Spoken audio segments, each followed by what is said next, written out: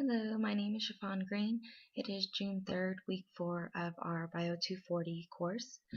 This week the video is on the lymphatic flow or system, and I will be naming different parts through that system and also uh, explaining the flow of the lymphatic system. I'm going to go ahead and start. I'm going to use my book. I kind of have wrote on it in different areas to tell us exactly where things are. It is in pencil, so it is kind of hard to see, but I will go ahead and get started.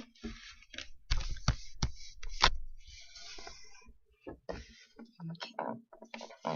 So we'll start with the thymus, which was already named for us. It is in between the sternum and the aorta, and it is in this area of the body here. The spleen is slightly down to the left here, I would say, in a female, like right under the breast area. It is attached to the lateral border of the stomach.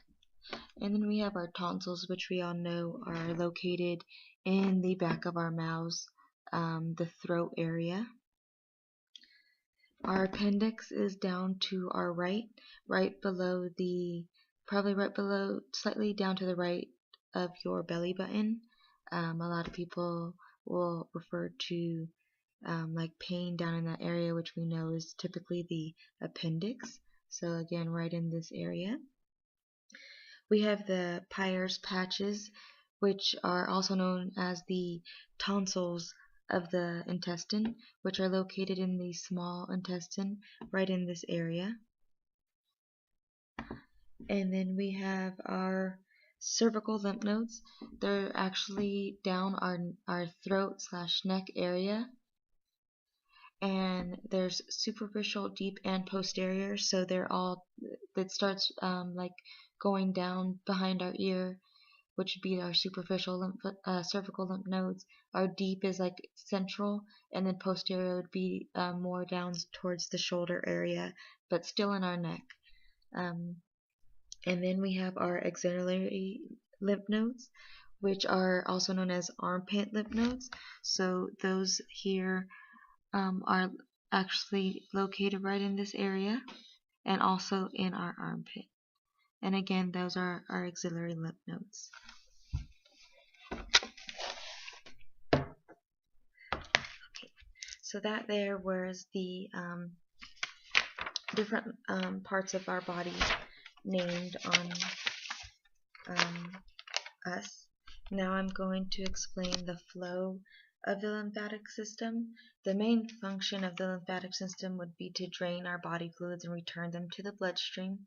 The lymph is moved through the body in its own vessels, and it originates as plasma. So it's not pumped like by our heart. It's pumped through its own vessels. Its movement depends on our body movements and our joint pumps. It moves upwards towards the neck. It passes through the lymph nodes. Our lymph nodes filter out the debris and pathogens that don't belong as it's going through the lymphatic system. The lymph enters the specialized capillaries that it has. The capillaries join together to form like a mesh-like network of tubes that are located deeper in the body. And then as they become larger and deeper, they become their lymphatic vessels. The lymphatic vessels have one-way valves, so they work like veins, which prevent the backflow, and these are called the lymphangians. That's what those are called. So those work like our veins, where they stop the backflow of blood. These vessels stop the backflow to prevent like debris and pathogens from coming in and keep it going in a one-way like system. After going through the vessels, the lymph is dumped into the circulatory system by the lymphatic ducts located at the junction of our jugular and the subclavian veins in the neck. So again, the main function of our lymphatic system is to drain out any body fluids and return them to our bloodstream and get them to our heart and through our body.